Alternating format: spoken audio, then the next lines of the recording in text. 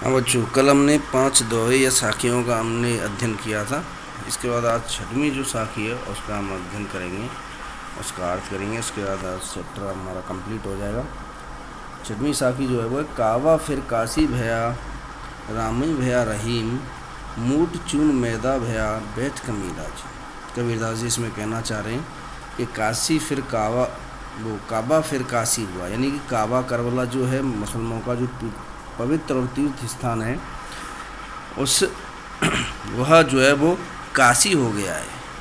यानी काबा और काशी में कोई अंतर नहीं बता रहे हैं। जैसे राम ही भया रहीम, और राम और रहीम में भी कोई अंतर नहीं। राम ही रहीम है और रहीम ही राम है। जिस तरीके से मूठ चून मैदा भया, यानी जैसे मूठ चून यानी मोटा जो आटा है वही मैदे के रूप में, यानी महीन करने पर वही मैदे के रूप में परिवर्तित हो जाता है, मैदा बन जाता है। ऐसे ही काबा और काशी दोनों एक ही हैं, राम और रहीम एक ही हैं, दोनों में कोई अंतर नहीं है। जिस तरीके से मोटा चून, मोटा आटा महीन होने पर मैदा का रूप ले लेता है, यही है। और बैठ कबीरदास जी, कबीरदास जी कहते हैं ऐसे कबीर लोग, अरे कबीर मैं फिर इस तरीके से बैठकर जीना चाहता हूँ। अगर ऐसी स्थिति हो जाती है तो मैं ऐसे लोगों के पास जो इस तरीके की सोच रखते हैं कि काबा और काशी, राम और रहीम में कोई अंतर नहीं समझते, उनके पास जाकर मैं खाना खाना चाहता हूँ। ऐसे लोगों के पास बैठकर खाना मैं खाने की इच्छा रखता हूँ। ये इसका अर्थ ये है।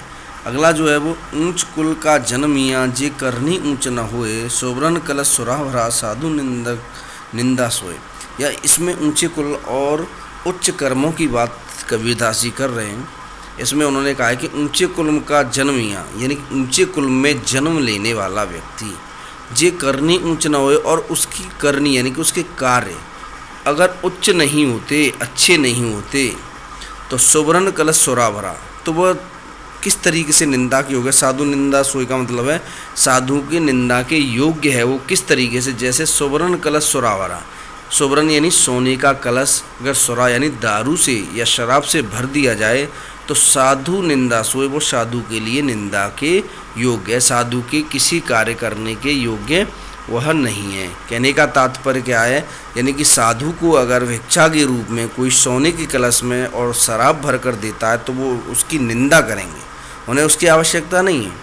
इसी तरीके से ऊंचे कुल में जन्म लेने वाला व्यक्ति भी अगर उसका कार्य अच्छा नहीं होता है तो वो भी इस समाज में, अपने देश में वह निंदा के योग्य है, उसकी कोई प्रशंसा नहीं करता है। आगे पद है, पद एक ही पद है, शब्द या पद एक ही है। जो अंतिम पद है दूसरे नंबर का, ये हमारे सिलेबस में नहीं है तो हम इसे नहीं पढ़ेंगे।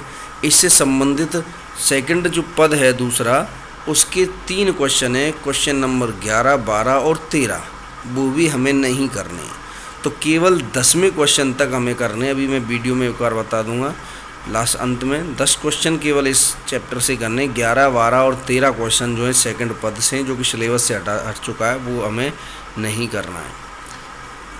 इसमें जो है कबीरदास जी पूरे, अगर हम पद की बात करें तो इसमें जो है भगवान के बारे में कह रहे हैं। भगवान कह रहे हैं अपने भक्त से कि मुझे ढूंढने की कोई आवश्यकता नहीं है, ना मैं मंदिर में हूँ, ना मस्जिद में हूँ, ना काबा करबला में हूँ, ना कैलाश में हूँ, ना मैं किसी क्रियाकर्म में हूँ, ना योग वैराग में हूँ।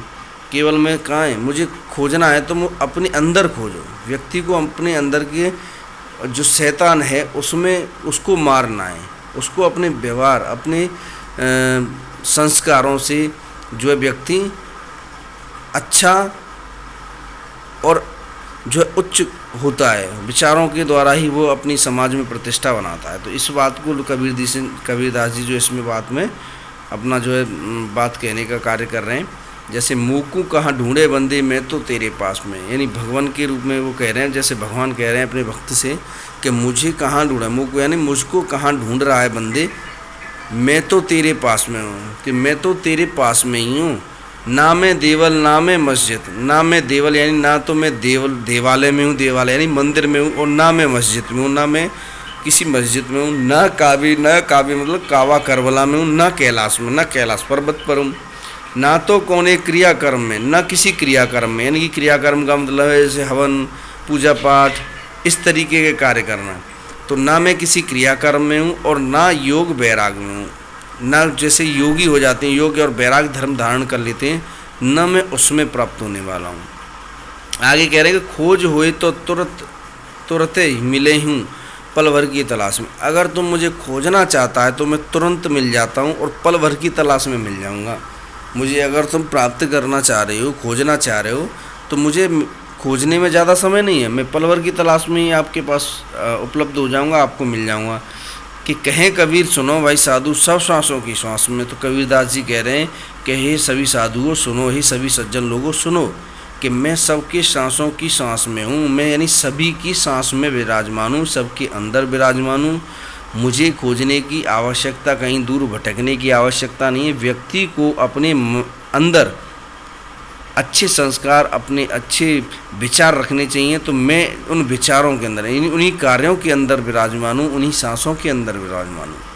ये हमारा जो पाठ है गद्य खंड का पहला, पद्य खंड का पहला पाठ जो है वो कंप्लीट हो चुका है। इसमें ये जो ये संतो भाई आई ज्ञान की आंधेरी, ये वाला सिलेबस में नहीं है आपके, ये आप हट चुका है। इसके जो क्वेश्चन है वो केवल आपको 10वें क्वेश्चन तक करने हैं। सब सांसों की सांस में क्यों कहा गया है, कबीर ने ईश्वर को सब सांसों की सांस में क्यों कहा गया है, यहाँ तक करने 11, 12 और 13। ये जो क्वेश्चन है वो सेकंड पद के हैं, शब्द के हैं, इसलिए हमें ये नहीं करने। ठीक है, धन्यवाद।